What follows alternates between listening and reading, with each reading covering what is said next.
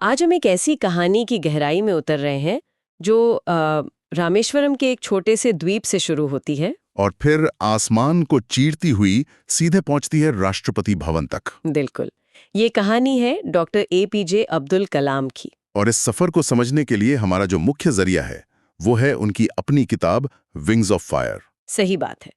हमारा मकसद सिर्फ उनकी जिंदगी के किस्से सुनाना नहीं है, बल्कि उन किस्सों के पीछे जो सबक छिपे हैं उन्हें खोजना है। हाँ, वो सबक जो शायद किसी को भी अपनी उड़ान भरने में मदद कर सकते हैं। हम यही समझने की कोशिश करेंगे कि कैसे एक अखबार बेचने वाला लड़का भारत का मिसाइल मैन बना और फिर राष्ट्रपति। लेकिन इस कहानी की शुरुआत मुझे लगता है हमें उस पल से करनी चाहिए जब उनके एक बहुत बड़े सपने ने पहली बार हकीकत में उड़ान भरी थी। आप 18 जुलाई 1980 की बात करें? जी, श्रीहरिकोटा का लॉन्च स्टेशन। माहौल में आप सोचिए, तनाव और उम्मीद दोनों एक साथ घुले हुए थे। भारत का पहला satellite launch vehicle SLV-3 launch pad पर तैयार था। और कंट्रोल रूम में देश के सबसे बेहतरीन दिमाग, सबकी सांसें थमी हुई थी और उन सबकी नजरें थीं सिर्फ एक शख्स पर। Project director doctor Abdul Kalam. Countdown खत्म हुआ और एक जबरदस्त गड़गड़ाहट के साथ वो रॉकेट आसमान की तरफ बढ़ गया। वो कुछ मिनट मुझे लगता है उनकी पूरी जिंदगी के शायद सबसे लंबे मिनट रहे होंगे। और फिर एक आवाज गूंजती है, मिशन सफल रहा, सैटेलाइट अपनी कक्षा में स्थापित हो गया। कहते हैं उस पल पूरा कंट्रोल रूम खुशी के आंसुओं से भर गया था। ये सिर्फ एक मशीन की जीत नहीं थी। नहीं, ये भारत के आत्मविश्वास की जीत थी। पर दिलचस्प बात यह है कि इस ऐतिहासिक सफलता की जो कहानी है वो एक बहुत बड़ी व्यक्तिगत असफलता से शुरू होती है। बिल्कुल, इस जीत से लगभग 22 साल पहले 1958 में। हाँ, जब एक नौजवान कलाम अपने जीवन के सबसे बड़े सपने के बहुत करीब पहुंचकर हार गए थे। आप भारतीय वायुसेना में पायलट बनने के सपने की बात कर रही हैं। जी, मद्रास से इंजीनियरिंग की पढ़ाई पूरी करने के बाद उनका बस एक ही जुनून था, एक लड़ाकू पायलट बनना, आसमान में उड़ना। वो उनका पहला और शायद सबसे गहरा प्यार था। उन्होंने परीक्षा दी, देहरादून में इंटरव्यू भी दिया, सब कुछ अच्छा गया। और फिर नतीजा आया। भर्ती सिर्फ 8 लोगों की होनी थी और मेरिट लिस्ट में उनका नाम 9वें नंबर पर था। सिर्फ एक पायदान से वो अपने सपने से चूक गए। मैं तो कल्पना करने की कोशिश कर रही हूँ कि उस नौजवान पर उस वक्त क्या गुजरी होगी जब आपका एकमात्र सपना, जिसके लिए आपने अपना सब कुछ लगा दिया हो, और वो इस तरह टूट जाए। ये किसी को भी तोड़ सकता है। और वो टूटे भी थे। हाँ, अपनी किताब में वो लिखते हैं कि वो इतने निराश थे कि ऋषिकेश चले गए, ये समझने के लिए कि अब जिंदगी में आगे क्या करना है। लेकिन यहाँ एक बहुत गहरा मनोवैज्ञानिक मोड़ आता है ना? बिल्कुल, ये सिर्फ रास्ता बदलने का फैसला नहीं था, ये अपनी पहचान को ही बदलने का सफर था। मतलब, मैं एक पायलट हूं के सपने से मैं वो हूं जो उड़ने वाली मशीनें बनाता है कि पहचान तक पहुंचना।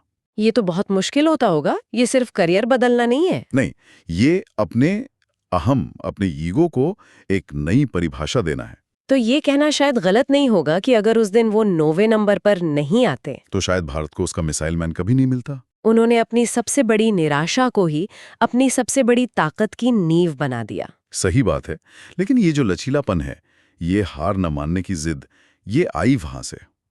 इसके लिए शायद हमें उनके बचपन की तरफ देखना होगा। निश्चित रूप से रामेश्वरम का वो बचपन, जहां भौतिक सुख सुविधाएं तो नहीं थी, लेकिन मूल्यों और संस्कारों की कोई कमी नहीं थी। उनके पिता जैनुलाब्दीन एक नाव के मालिक थे। पढ़े लिखे भी नहीं थे ज्यादा। जी, पढ़े लिखे नहीं थे, लेकिन समझदारी और आध्यात्मिकता में बहुत गहरे थे।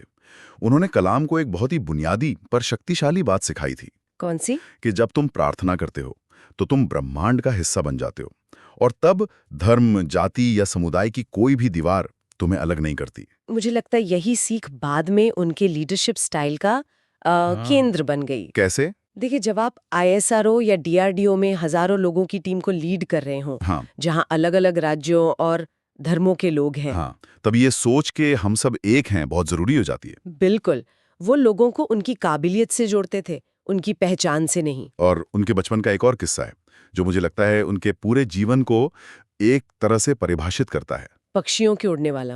हाँ, उनके स्कूल के शिक्षक शिवा सुब्रमण्यम अय्यर वो कक्षा में पढ़ा रहे थे कि पक्षी कैसे उड़ते हैं, पर बच्चों को थ्योरी समझ नहीं आ रही थी। तो वो पूरी क्लास को समुद्र के किनारे ले गए। जी, उन्होंने बच्चों को सचमुच में पक्षियों को उड़ते हुए दिखाया, कैसे वो पंख फड़फड़ाते हैं, हवा का दबाव कैसे काम करता है। कैसे वो हवा में तैरते हैं। उस शाम समुद्र तट पर सिर्फ पक्षी नहीं उड़े थे, कलाम के सपनों ने भी पहली उड़ान भरी थी। बिल्कुल। वो लिखते हैं कि उसी दिन उन्होंने तय कर लिया था कि उनकी जिंदगी का मकसद उड़ान से ही जुड़ा होगा। यहाँ समझने वाली बात यह है कि एक अच्छा शिक्षक सिर्फ जानकारी नहीं देता, वो जिज्ञासा को अनुभव से जोड़ देता है। उस एक प्रैक्टिकल पार्ट ने किताबी ज्ञान को जिंदगी भर के जुनून में बदल दिया। तो इसी जुनून के साथ आईएएफ की निराशा के बाद उन्होंने एक नया रास्ता चुना। 1960 के दशक में वो डीआरडीओ से जुड़े। रक्षा अनुसंधान और विकास संगठन।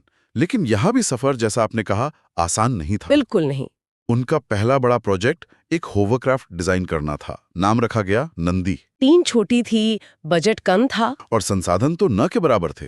उन्होंने और उनकी टीम ने 4 साल तक कड़ी मेहनत की। उनके करियर की एक और बड़ी असफलता थी। मतलब एक के बाद एक असफलता।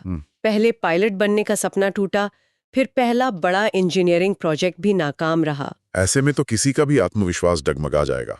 हाँ, एक आम इंसान का तो शायद डगमगा ही जाता। लेकिन कलाम ने इसे एक और सीखने के अवसर की तरह देखा। होवरक्राफ्ट प्रोजेक्ट ने उन्हें सिखाया कि कम संसाधनों में इनोवेशन कैसे करते हैं, एक छोटी टीम को प्रेरित कैसे रखते हैं, और तकनीकी समस्याओं को जमीनी स्तर पर कैसे सुलझाते हैं। हाँ, और ये अनुभव आगे चलकर उनके लिए अनमोल साबित हुआ। और शायद यही वो गुण था जिसे भारत के अंतरिक्ष कार्यक्रम के जनक डॉक्टर विक्रम साराभाई ने उनमें देखा था। बिल्कुल। जब उनकी मुलाकात कलाम से हुई तो उन्होंने शायद एक ऐसा वैज्ञानिक देखा जो सफलताओं से नहीं बल्कि अपनी असफलताओं से सीखकर मजबूत हुआ था। और यही वो मोड़ था जिसने सब कुछ बदल दिया। जी, डॉक्टर साराभाई ने कलाम को डीआरडीओ से आईएसआरओ में आने का न्योता दिया। और उन्हें कोई छोटा मोटा काम नहीं, उन्हें भारत के सबसे महत्वाकांक्षी प्रोजेक्ट की कमान सौंप दी। SLV-3 भारत का पहला सैटेलाइट लॉन्च व्हीकल। ये एक बहुत बड़ा भरोसा था। मतलब एक ऐसा व्यक्ति जिसे होवरक्राफ्ट बनाने में नाकामी मिली थी, उसे अब पूरा रॉकेट बनाने की जिम्मेदारी दी जा रही थी। और चुनौती ये थी कि सब कुछ शून्य से शुरू करना था। एक कोरा कागज और एक सपना। हाँ, बस वही दिया गया था।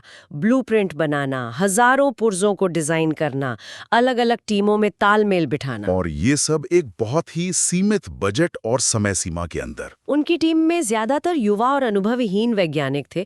कई सीनियर लोग तो इस मिशन को लेकर शंकित थे। ये एक तरह की अग्नि परीक्षा थी उनके लिए। बिल्कुल। और इसी अग्नि परीक्षा का नतीजा हमने 18 जुलाई 1980 को देखा। उस एक सफल लॉन्च के पीछे सालों की मेहनत, अनगिनत रातें, कई छोटी बड़ी नाकामियां और एक टीम का अटूट विश्वास छिपा था। ये सफलता सिर्फ तकनीक की नहीं थी, ये टीम मैनेजमेंट और लीडरशिप का भी एक बेहतरीन उदाहरण है। सही कहा। डॉक्टर कलाम हमेशा अपनी सफलता का श्रेय अपनी टीम को देते थे। वो एक ऐसे लीडर थे जो अपनी टीम के साथ लैब में काम करते थे, उनके साथ खाना खाते थे। और उनकी व्यक्तिगत समस्याओं को भी समझते थे।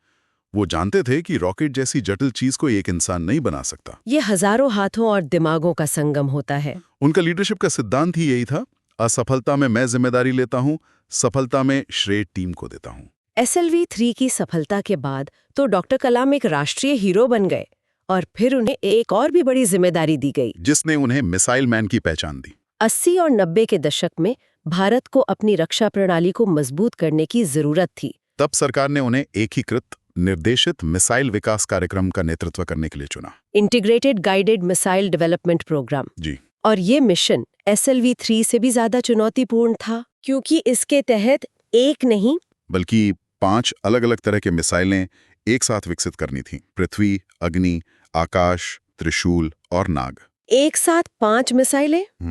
ये तो सुनने में ही असंभव लगता है। बिल्कुल। दुनिया के बड़े-बड़े देश भी एक बार में एक ही मिसाइल सिस्टम पर काम करते हैं। तो यही इस प्रोग्राम की खासियत और जोखिम दोनों था। हाँ, लेकिन कलाम का मानना था कि भारत के पास इतना समय नहीं है कि वो एक-एक करके मिसाइलें बनाएं। उन्होंने इस चुनौती को स्वीकार किया। पोखरण में कई परीक्षण हुए, कई बार विफलताएं भी मिली। हाँ, खासकर अग्नि मिसाइल के शुरुआती लॉन्च कई बार नाकाम रहे, लेकिन वो और उनकी टीम हर बार दोगुनी ऊर्जा से काम में जुट जाते। और आखिरकार पृथ्वी और अग्नि के सफल परीक्षणों ने भारत को दुनिया के उन चुनिंदा देशों की सूची में शामिल कर दिया जिनके पास अपनी मिसाइल तकनीक थी। इसने दुनिया में भारत की सामरिक स्थिति को हमेशा के लिए बदल दिया। और इसी के बाद देश ने उन्हें प्यार और सम्मान से मिसाइल मैन का नाम दिया। ये नाम सिर्फ एक उपाधि नहीं थी। नहीं, ये उनके दशकों के संघर्ष, उनकी जिद और देश के प्रति उनके समर्पण का प्रतीक था। एक ऐसा व्यक्ति जो पायलट ना बन पाने पर निराश था, उसने अपने देश को उड़ने के लिए ऐसे पंख दे दिए जिन पर बैठकर वो अपनी सुरक्षा खुद कर सकता था। जब हम उनके पूरे जीवन को एक साथ देखते हैं तो ये सिर्फ उपलब्धियों की एक सूची नहीं लगती। नहीं, ये जीवन जीने के दर्शन की किताब लगती है। जैसे उनका वो प्रसिद्ध विचार, सपने वो नहीं होते जो आप नींद में देखते हैं, सपने वो होते हैं जो आपको सोने नहीं देते हैं। इस एक वाक्य में बहुत गहराई है। इसका असली मतलब है एक ऐसा मकसद, एक ऐसा जुनून जो आपके हर काम, आपकी हर सोच पर हावी हो जाए। एक अंदरूनी आग की तरह। हाँ, एक ऐसी आग जो आपको थके होने पर भी जगाए रखती है, निराश होने पर भी आगे बढ़ाती है। उनके लिए ये आग उड़ान थी। पहले एक पायलट के तौर पर, फिर रॉकेट और मिसाइल बनाने वाले के तौर पर। बिल्कुल। और जो दूसरी बड़ी सीख मिलती है वो है उनकी सादगी। हाँ, ये तो कमाल की बात है। भारत के राष्ट्रपति बनने के बाद भी जो देश का सर्वोच्च पद है, वो एक बेहद सादा जीवन जीते रहे। कहते हैं राष्ट्रपति भवन में उनका निजी कमरा बहुत साधारण था, सिर्फ किताबें और कुछ जरूरी सामान। यहाँ तक कि जब वो व्यस्तता और तनाव से घिर जाते थे तो शांति पाने के लिए वीणा बजाते थे। ये दिखाता है कि असली बड़प्पन पद या शक्ति में नहीं, बल्कि चरित्र की सरलता में होता है। एक तरफ वो दुनिया के सबसे विनाशकारी हथियारों में से एक बना रहे थे, और दूसरी तरफ संगीत के सबसे शांत वाद्यंत्रों में से एक बजा रहे थे। ये विरोधाभास ही उनके व्यक्तित्व की खूबसूरती थी। तो ये कहानी सिर्फ एक वैज्ञानिक या एक राष्ट्रपति की नहीं है। नहीं, ये इस बात का सबूत है कि दृढ़ संकल्प, लगातार सीखने की इच्छा और असफलताओं को सीढ़ी बनाने का हुनर हो तो कोई भी इंसान किसी भी बाधा को पार कर सकता है। और शायद उनका सबसे गहरा और सबसे सरल संदेश यही था जो वो खासकर बच्चों और युवाओं को हमेशा देते थे। You are born to fly। यानी तुम उड़ान भरने के लिए ही पैदा हुए हो। तुम्हारी परिस्थितियां, तुम्हारी असफलताएं, वो तुम्हें जमीन पर नहीं रख सकती। क्योंकि हर किसी के अंदर आसमान छूने की क्षमता है। उनका मानना था कि हर इंसान के अंदर पंख होते हैं, बस उन्हें खोलने और उड़ान भरने की हिम्मत चाहिए। तो यहाँ रुककर सोचने वाली बात यह है कि हमारे अपने जीवन में वो कौन सी अदृश्य जंजीरें हैं या मानी हुई सीमाएं हैं जिन्हें तोड़कर हम अपनी असली क्षमता की उड़ान भर सकते हैं।